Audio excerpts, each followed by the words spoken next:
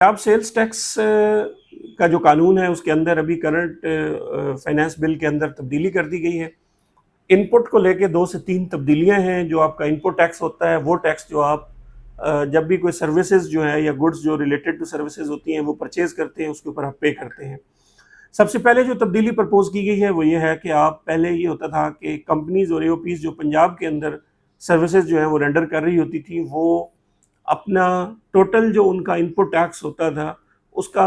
तकरीबन 90% तक एडजस्ट करती थी और 10% का चालान जो है उन्हें रिटर्न के साथ पे करना पड़ता था।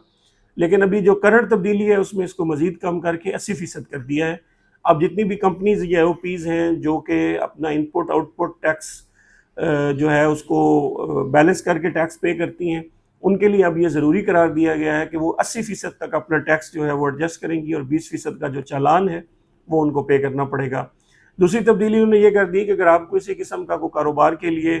कोई मशीनरी या फिक्स एसेट ख़रीद के लेके आते हैं, तो उस सूरत में आप उस महीने में सारे का सारा इनपुट जो है वो अपना एडजस्ट नहीं करेंगे। उस मशीनरी को ख़रीदने पे आपने जितना सेल्स टैक्स दिया है उस सेल्स टैक्स को 12 महीनों के अंदर इवनली डिवाइड करके उसमें से एक एक पोर्शन जो है वो हर महीने में आप अपनी आउटपुट टैक्स के अगेंस्ट जो है उसको एडजस्ट करेंगे। तीसरी जो तब्दीली इन्होंने इसके अंदर की है वो ये है कि इन्होंने अभी जो इनएक्टिव टैक्स पेयर है उसका जो क्राइटेरिया है वो डिफ़ाइन किया। उसमें उन्होंने ये कहा कि अगर आप लगातार 2 महीने तक रिटर्न जो है वो फाइल नहीं करते तो आप एक इनएक्टिव टैक्स पेयर जो है वो बन जाते हैं। और अगर फ़र्ज़ करें आपने कोई जो सर्विसेज ली हैं या आपने गुड्स उठाई हैं वो किसी ब्लैक लिस्टेड बंदे से या इनएक्टिव बंदे से जिसने पिछले 2 महीने से अपनी रिटर्न फाइल नहीं की, किसी ऐसे शख्स से आपने जो चीज़ें हैं वो परचेज़ की हुई हैं, तो आपको जो आपका इनपुट है वो डिसअलाउ कर दिया जाएगा।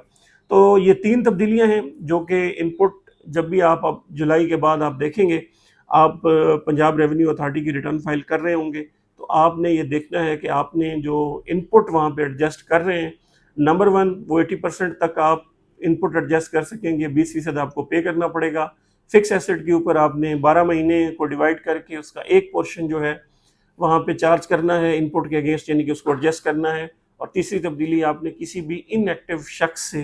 किसी किस्म की अगर आपने परचेजिंग की है तो उसकी जो इनपुट है वो आपको अलाउ नहीं की जाएगी। इसलिए जुलाई के बाद अगर आप इनकम सेल्स टैक्स का जो पंजाब रेवेन्यू अथॉरिटी का गोशवारा है मंथली अगर वो फाइल कर रहे हैं तो इन 3 चीज़ों को आपने ज़रूर मद्देनज़र रखें।